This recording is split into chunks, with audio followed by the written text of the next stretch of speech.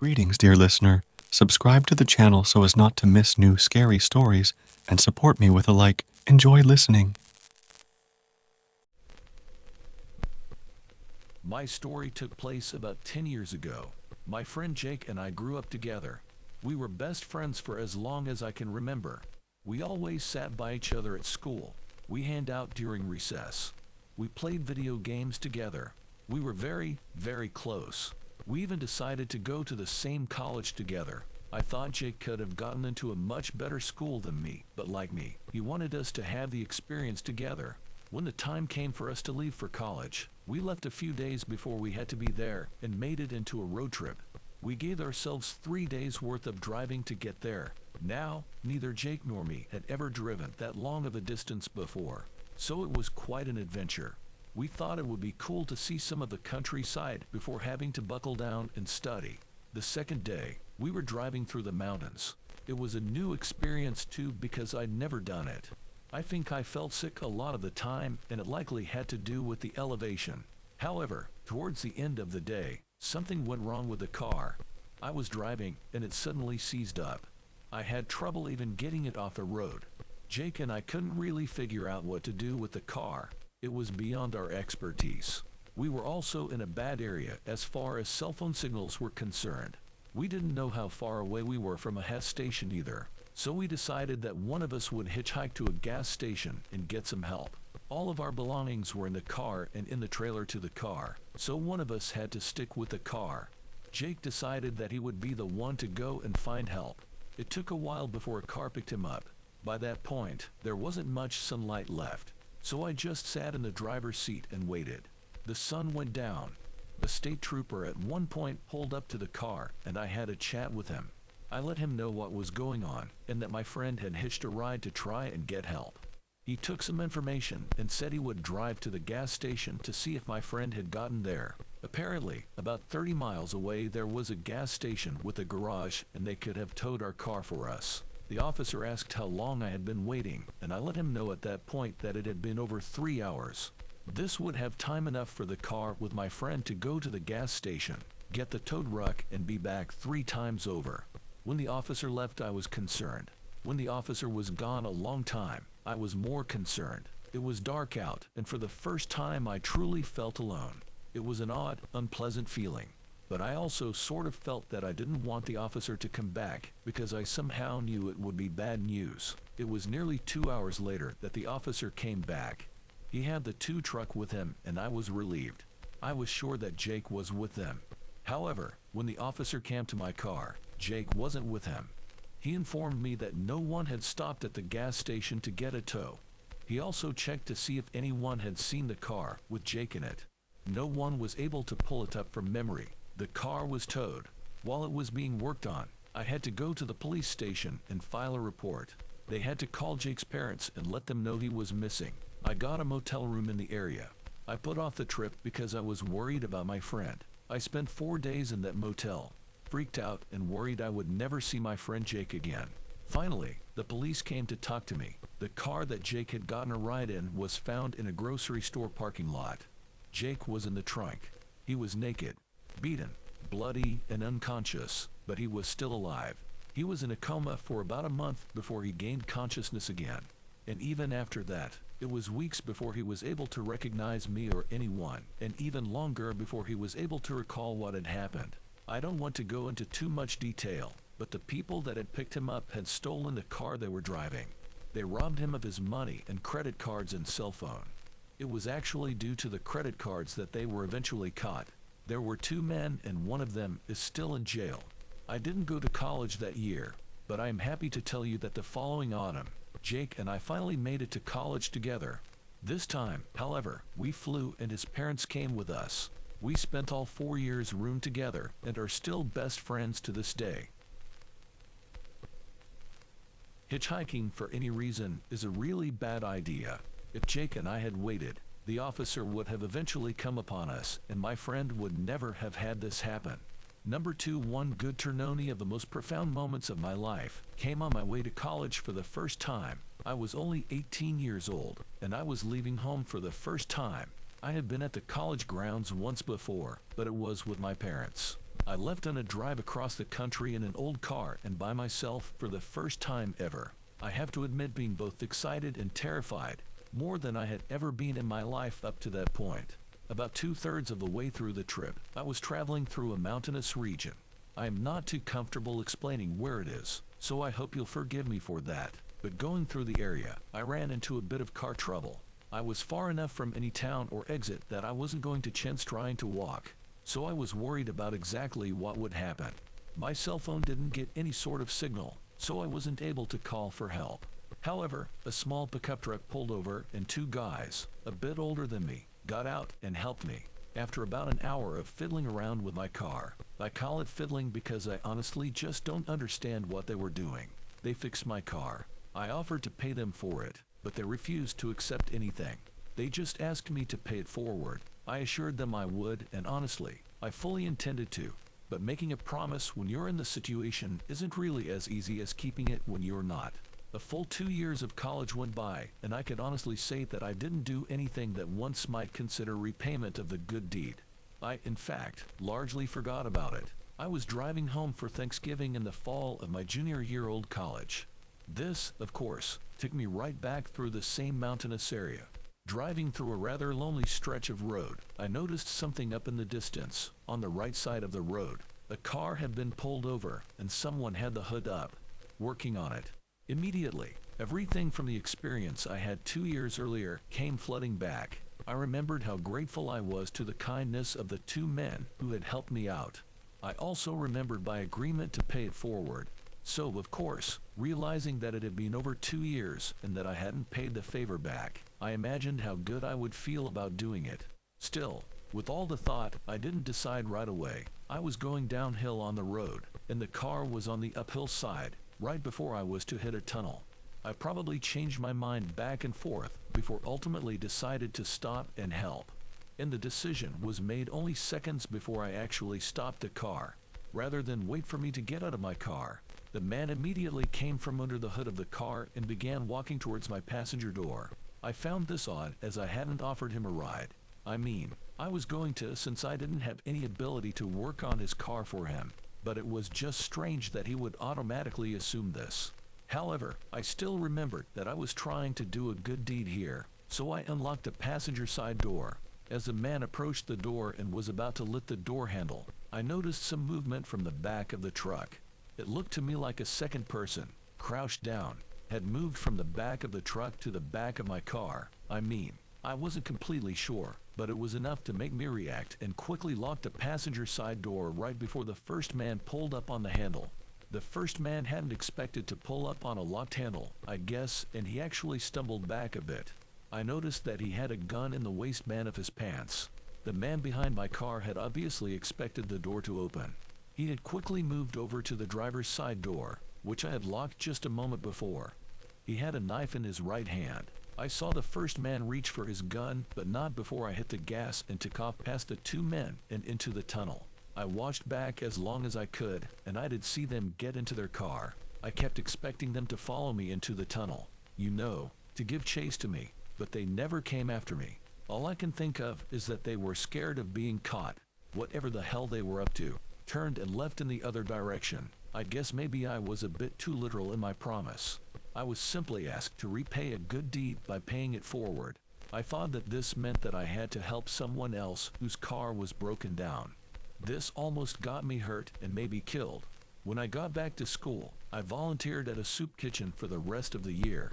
I was able to do a good deed which was, in fact, not life-threatening in any way. Number 3, a wrong turn. This happened back when I was a teenager. My best friend turned 16 and his parents went and bought him a car. Well, once that happened, we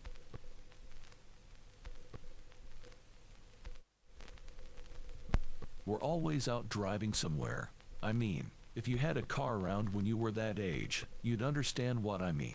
Once you get a taste of that sort of freedom, it's like a drug and you take it all the time. So this happened on a weekend night. We had gone and grabbed a bite to eat. Neither of us really felt like going home. We lived in a suburban area, and we weren't really supposed to drive too far away. We also were not supposed to drive on the freeway either.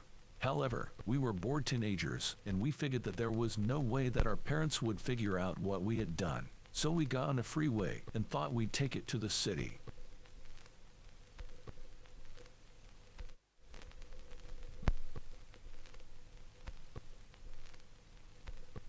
Our inexperience caused us to make a really big mistake, though. We drove into the city on the interstate.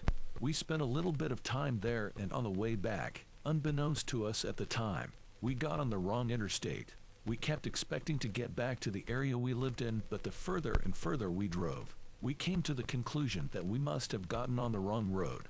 After discussing it a little bit, we decided to take the next exit and try to find a gas station or something to ask for directions back to the right area. So without thinking to look and see if there was a sign for a gas station at the next exit, we took the exit.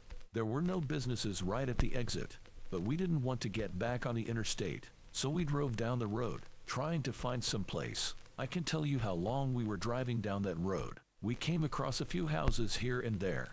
There were some stores and small diners here and there as well, but it was late and they were all closed. Both of us started to panic, not really sure what we needed to do. We eventually decided the best thing to do would just be to turn around, drive back to the interstate, find an exit with a gas station, and hope that we made it without running out of gas. So we turned on the next road, which was a very thin road.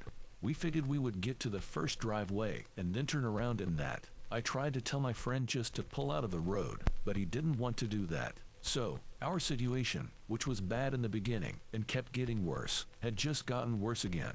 The road was dark, thin, and didn't appear to have any driveways on it. We were both tense and scared. It was then that we saw something up ahead of us. There were two guys walks towards us on the side of the road. We thought this would be good and that we would be able to ask them if there was a place to turn around. However, they froze when they saw us and then after a moment, ran off the road into the woods. We were confused, but thought there could be many reasons for this. We kept driving. We very soon saw an old pickup truck laying in a ditch on the side of the road. We drove by it, and when I saw it, I felt my chest tighten up a bit. There was someone sitting in the driver's seat. However, the person was not moving and their head was lolled back. There looked to be blood on the door of the truck. We passed it and eventually came to a driveway. We used it to turn around and drive back.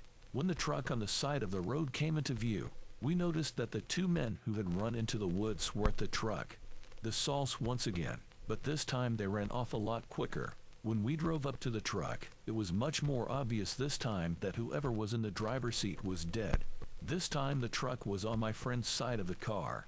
When he noticed it, he just hit the gas and drove as quickly as he could. We got off the road, took the name of the road, and drove back to the interstate. The next exit had a gas station. We went there and asked the attendant to call the police. The police had to call our parents, and we got chewed out big time for having driven so far away. And the man in the truck was indeed dead. And it wasn't in a car wreck. He was stabbed several times in the chest. And we had no doubt that the men who killed him were the two guys that twice ran away from us when they saw us coming. Even though the guys fled both times, it was still terrifying to think that they were so close to us on that thin, poorly lit road. We also wondered if they lived in the driveway we came across, but we don't know. All we do know is that a wrong turn can lead you somewhere you really, really never want to go.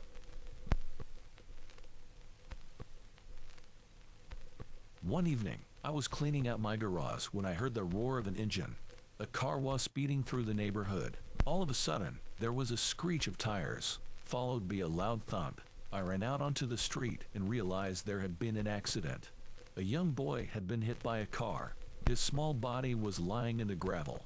I immediately took out my cell phone and called an ambulance. As I watched in disbelief, the man who was driving got out and started inspecting the damage to his car.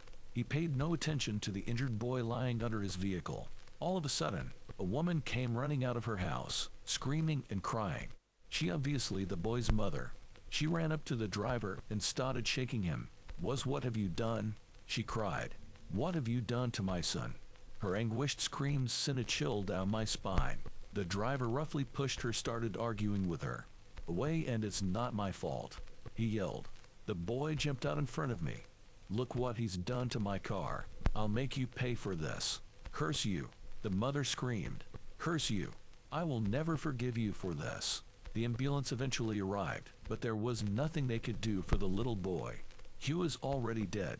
The police arrived and tried to determine who was responsible for the accident, but there were no witnesses. They had to accept the driver's version of events. He was not charged with any crime and was allowed to go free. A few days later, the driver sent the boy's mother a bill for the repairs to his car. The front of the car was dented and the headlight was broken. When she refused to pay, he took her to court. The grief-stricken woman lost the case. Not only did she have to compensate him for damages to his car, but she also had to pay his legal costs. A few months after the accident, the driver came home from work to find his wife had disappeared. He called the police and filed a missing persons report, but they couldn't find any trace of her. It was as if she had vanished into thin air. A few days later, the man's 2 children also went missing. They had been seen leaving their school, but they never arrived home. Somewhere along the way, they had mysteriously disappeared. A few weeks later, the dead body of one of the children was found in a dumpster. When detectives who were investigating the crime heard about the court case and the little boy who had been killed in the accident, they became suspicious. On a hunch, they questioned the mother of the little boy and obtained a warrant to search her house. They were horrified by what they found. In her living room, the mother had constructed an altar decorated with pictures of the dead boy. Sitting on the altar were the severed heads of the driver's missing wife and child. The wife's eyes and mouth had been sewn closed with string. The police arrested the mother of the little boy. She confessed that she did it because she wanted revenge. She wanted to torture and make him suffer. She said she sewed the dead woman's mouth closed because she made too much noise. She forced the woman to watch as she killed the children in front of her. Then, when she was done, she murdered the woman as well and cut off her head. She sewed her eyes closed because she didn't like the way the dead woman was glaring at her. The mother was found guilty and was given the death penalty. She was executed by hanging. All of this happened because of a damaged car.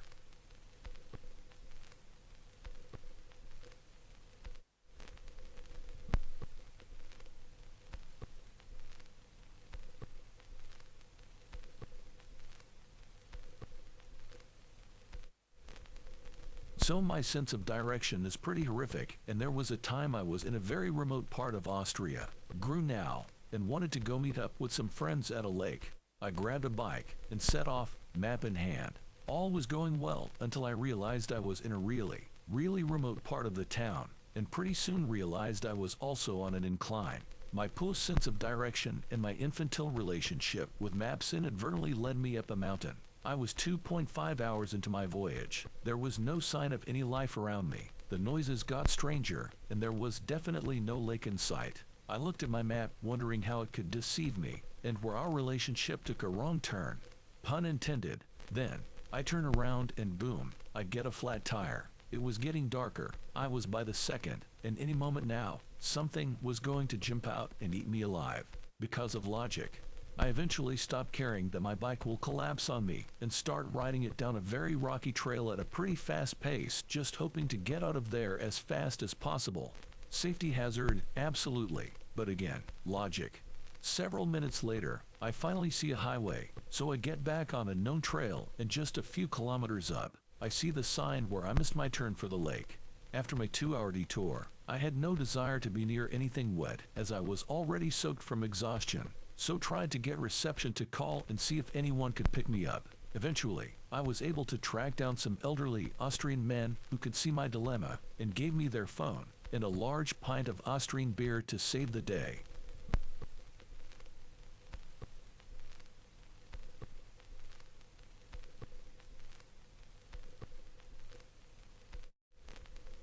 Recently, a friend and I stayed in the Amazon jungle near Iquitos, Peru, on a camping trip. After 5 days out in the wild, I was ready for a nice warm shower and a good night's sleep in a decent bed. The hostel was a set of floating buildings right on the river. We decided to go for dinner out in the city. It started to rain incredibly hard. I have never seen rain come down harder than this. We waited it out for a couple hours and enjoyed a few beers. Once it stopped, we went back to find out that our hostel had dislodged from its anchor and floated out and pretty far down the river. The only remaining building was the reception office. I guess the hostel owner didn't see us leave for dinner. They thought that we were in our rooms and called the police to go pick us up. When they didn't find us in our room, they started to search the river with spotlights and every boat they could spare. Needless to say, the police and hostel owner were relieved to see us walk up completely dry and alive.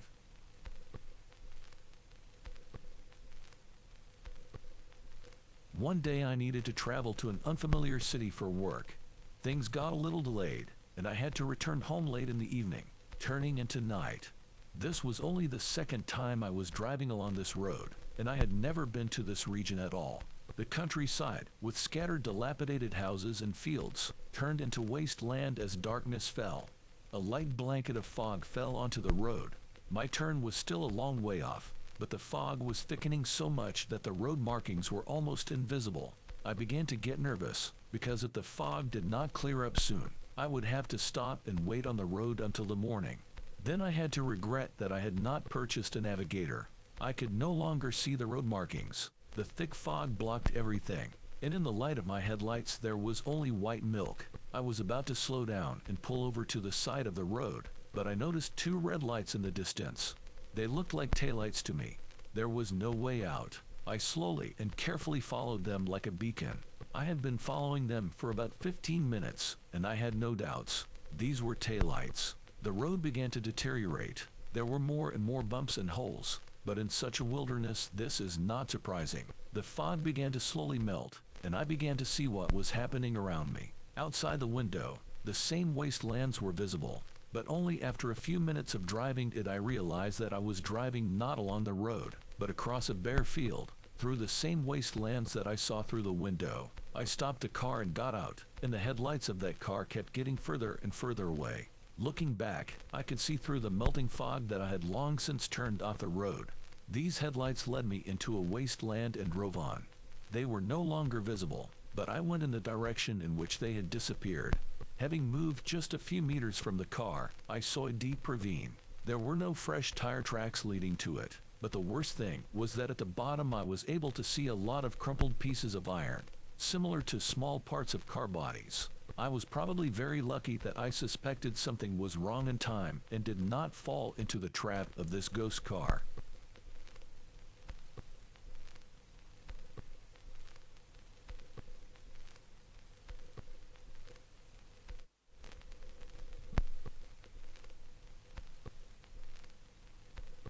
I was driving a car on a country road near Brookville, Indiana. As I drove past a large cornfield, I saw something sticking out between the corn stalks. As I got closer, I realized that it was a scarecrow, but I tried to get out of there as quickly as possible, writes a user with the nickname Chucksamby. I was driving home from work late at night, taking a shortcut through an industrial area, writes awkward_Dodd. When I approached a circular section of the road, I saw that there was a car standing in the middle of the road and two people next to it. It was as if they were trying to prevent us from passing. I thought, are they trying to grab someone? I got scared and quickly drove past this place. I was then very worried for several days. I'm from Australia. Around 3 o'clock in the morning I was driving my father's car through the countryside to the city, writes user Zanzibar Buckfate. It was very dark and I didn't stop anywhere. As I began to approach the city, in the still weak light of roadside lamps, I saw something large and shapeless right on the dashboard in front of me. Looking closer, I realized that it was a large huntsman spider. They can reach the size of a dinner plate, and that it was looking right at me. You see, I did not open the car door even once during the trip. That is, this creature was with me all these 3 hours of the journey. I got to the service station as quickly as possible, sprayed insecticide everywhere inside, and locked the car. Later, I never found his body. I work at night, and one day I forgot my snack bag at home. I didn't have any money with me either, so I decided to go home quickly and eat, says Zelryu25. I was in a hurry and decided to take a shortcut along country roads. About halfway there I saw a woman in a white dress and barefoot on the edge of the road. I thought that maybe she was drunk and slowed down as I drove past her. I didn't want her to suddenly jump out onto the road and get hit by my car. As I drove by, I looked back and didn't see her anywhere. And while I drove the rest of the way, I kept wondering where she had gone and what she was doing barefoot on the road in the middle of the night. I didn't want to think about mysticism. I convinced myself that it was just a drunk woman. I was driving at night, heading to a campsite, Wright's Thebe 5 traction. It was dark in this place, and there were no road lights anywhere, and I suddenly saw hundreds of eyes in the darkness looking at me. I thought maybe they were large bullfrogs. Their eyes looked very ominous, reflected in the headlights. I worked the second shift and finished around 11:30 p.m. Wright Smithy 72. I was then going to my friend's house, but then a thunderstorm started and I decided to return home. There are two roads to my house. One leads through the city and takes about 20 minutes, and the second goes straight along a dirt road and is only 8 minutes away. I chose a dirt road, on which there was not a single house during all the minutes of the journey. It was raining heavily. I was in the middle of the Alabama wilderness, and as I drove past a crooked section of road, I saw right in the middle of the road a large man in a black robe, black pants and black boots. I braked sharply and stopped, and then this man took a few steps towards me. I got very scared and backed up, and this man suddenly rushed after me, but then rushed off the road and into the forest. As soon as I got home, I called the police. 2 days later, I found out that there was a similar incident on this road with a female driver, and this man tried to get into her car. The police searched everything in this place and found his tent in the forest, but they never found the man himself. I was driving along a country road, trying to put my thoughts in order. Wright Summer and Domgino 5. I stopped at the side of the road and turned off the headlights and turned off the engine. I sat for about 5 minutes, leaning back, then decided to go back. And suddenly I saw that someone else's SUV was parked right behind my car. There was no one in the driver's seat, and I did not see or hear anything approaching me at that time. My car started only on the third try, and I quickly drove away from there. I watched a lot of horror films, and a lot of stories about what happened to me immediately started spinning in my head. I didn't see anything, but I clearly heard the sound of large wings flapping. Writes Norian. It was in a mountain valley in the countryside. It sounded something like the flapping of an eagle's wings, but it was clearly much more than that. Then I saw some shadow above, but I can't say what it was. Either it was a really large eagle or a creature from local folklore called the Manananggal, Filipino vampire. I was driving in a van on the road in Switzerland on the Autobahn in almost complete darkness, going down a hill into a valley. Shep Big Strong fella writes. Suddenly I saw in the right lane what I took to be a running manual. It was about 2:30 at night. The moonlight was shining, and I suddenly realized that the man was running very strangely, skipping. Driving past him, out of politeness, I decided not to blind him too much with my headlights, but he turned his head and looked at me, and the sight of his eyes made every hair on my skin stand up. The light reflected from them like from the eyes of a dog, and there were no houses around, and the nearest city was 30 miles away. It was terrifying.